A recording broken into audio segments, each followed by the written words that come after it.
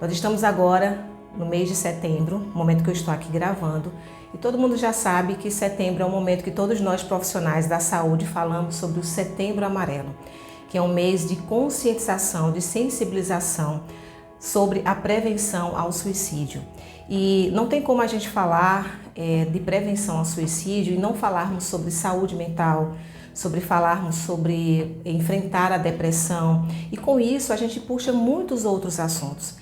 Eu queria trazer aqui uma mensagem bem simples, bem prática, para cada um de vocês que está me ouvindo aí do outro lado, que é sobre o cuidado com a nossa saúde mental, o cuidado com a nossa saúde emocional. E muitas pessoas sabem, todo mundo sabe que é importante nós cuidarmos não só da nossa saúde física, mas também da nossa saúde emocional e mental. Mas nem todo mundo sabe o que é que eu posso fazer efetivamente na prática para ter mais saúde emocional. Muitos de nós estão muitas vezes cada vez mais abatidos, mais entristecidos, muitas pessoas sofrendo com depressão. E os quadros, as estatísticas sobre isso estão cada vez mais aumentando. E às vezes pequenas atitudes, pequenas mudanças podem contribuir para a gente reverter essa situação. É claro que qualquer problema de saúde, seja físico ou seja psicológico, ele precisa ser tratado com profissionais de saúde. Se nós temos um problema no coração, nós vamos ao cardiologista. Se nós temos um problema na pele, nós vamos ao dermatologista. Se o nosso filho tem algum problema de saúde, uma criança, a gente vai no pediatra. Da mesma forma, se nós temos algum problema na área emocional, na área mental, nós não estamos conseguindo dar conta disso, nós precisamos ir a um psicólogo ou a um psiquiatra e, em alguns casos, a um neurologista também, para ver, dependendo da situação. Além disso, além dessa procura por profissionais, tem algumas ações que nós podemos fazer no nosso dia a dia que vão contribuir para a gente enfrentar a depressão, para a gente enfrentar a ansiedade, mas também as questões do dia a dia, aquele desânimo, aquele cansaço, aquela fadiga, aquela sensação de que parece que minha vida está sem graça, parece que nada mais faz sentido. Existem algumas coisas que nós podemos fazer que pode ajudar a reverter isso. E uma dessas ações é nós escolhermos atividades que venham ser prazerosas para nós.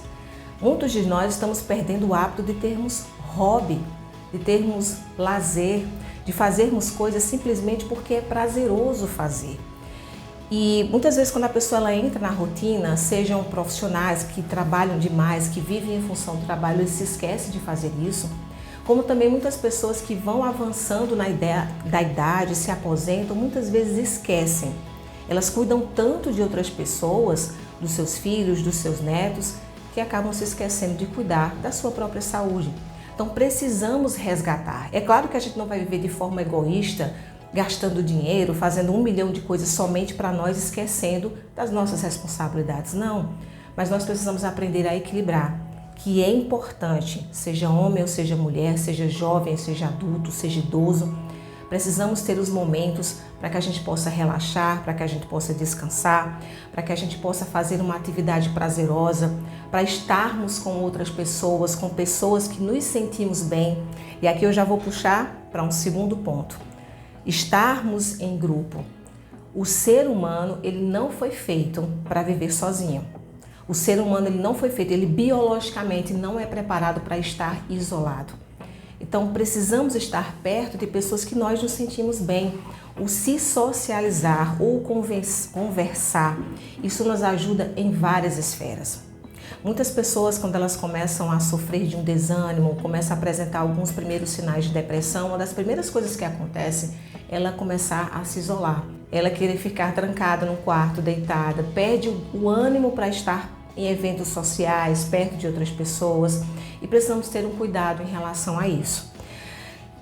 É claro que você não precisa estar em baladas, estar em grandes multidões, mas pelo menos, sabe, aquela amiga que você se sente bem, aquela pessoa da família que você gosta de conversar, uma reunião familiar, um pequeno grupo, algum lugar onde você vai poder compartilhar, onde você vai poder conversar. Não precisa ser grandes eventos, mas precisamos estar em grupo. Quando a gente começa a se isolar e começa a ceder a isso isso pode ser um grande perigo que pode nos afundar cada vez mais no desânimo e no isolamento.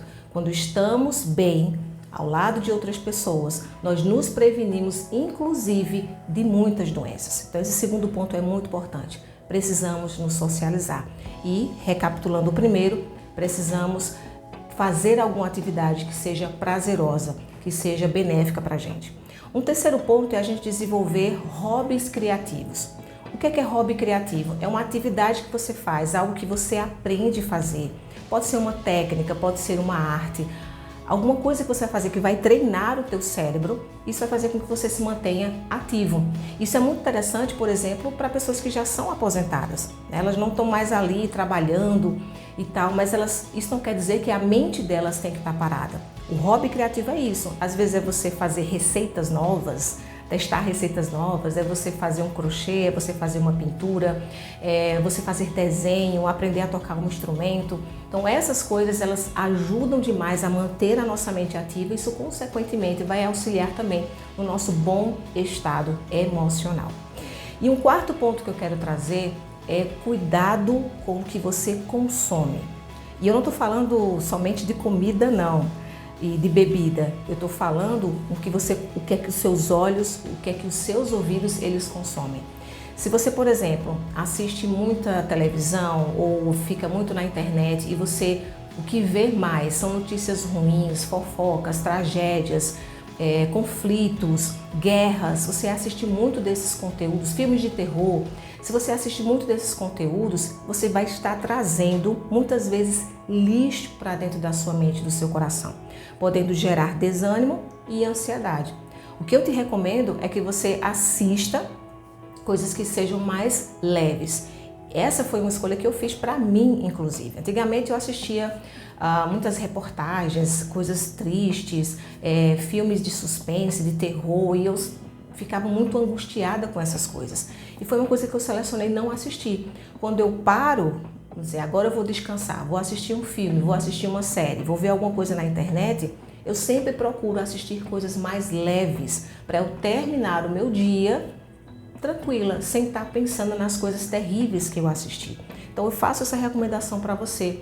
Escolha consumir, desde a sua alimentação, aquilo que você consome, isso também é importante, mas o que você assiste e até o que é que você consome nas conversas com outras pessoas, né? De repente você está perto de pessoas muito fofoqueiras, muito negativas, e aí você vai estar absorvendo muita coisa ruim também. Então é muito importante filtrarmos isso e o que consumirmos, o que entrar pela nossa boca, pelos nossos olhos, pelos nossos ouvidos, sejam coisas leves, que nos traga esperança, que nos traga paz.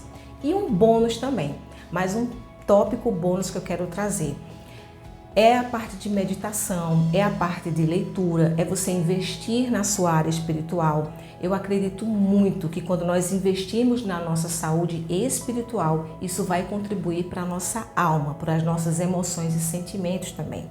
Você pode ver, você faz uma leitura, por exemplo, da Bíblia, e ali você vai ver tantos versículos que nos fortalecem. E aí quando os meus pensamentos vierem trazendo pontos negativos, ideias negativas, coisas ruins, eu trago à memória versículos, salmos que me tragam esperança. Então esse é um ponto muito importante. Nós somos seres biológicos, corpo, somos alma, emoções e somos espírito. E um interfere no outro, seja positiva ou negativamente. Eu espero que com esses tópicos, com esse conteúdo que eu trouxe aqui hoje, seja uma inspiração para que você possa cada vez mais cuidar da tua saúde emocional e mental e ter uma vida com muito mais qualidade.